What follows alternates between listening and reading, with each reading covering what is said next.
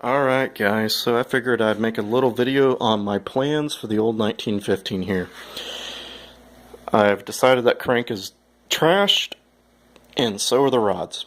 So I thought about trying to get it regrind and all that, and it's just not worth it. They're $130 new, because that one's a cast. If it was forged, I'd do it differently. But it's a cast crank, $130 new for a new crank. The rods are $120 some odd dollars for new rods. So it's not worth even trying to buy one when the others were a little questionable. So my plan is it will probably become an 80 stroke by 94 board, which will make a 2220. The neat thing about that is if I use a stock length rod, it should come out with basically a stock deck height. If I had stroker pistons, I'm probably going to use my pistons that I have and put barrel shims under it.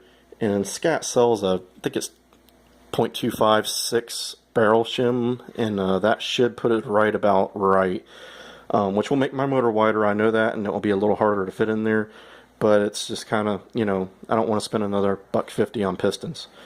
It'll probably end up with either I'll probably do a scat cam because they're just cheaper.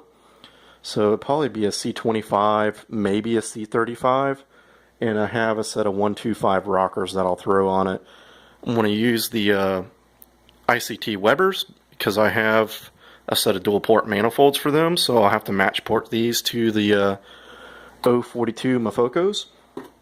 I got to get a good linkage. I know they work good, but I just don't really like the look of the scat linkage.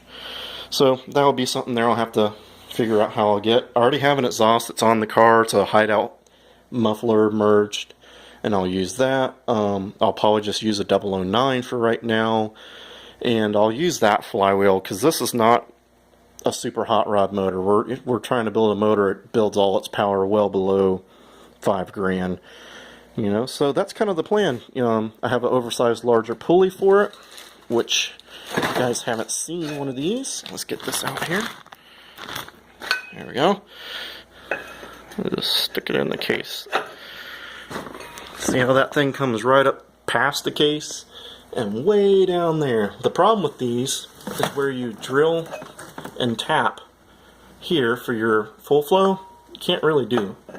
You see, it covers it. There's no real way you get one in there. I think if I use a stock pump, it will clear the fitting on the bottom.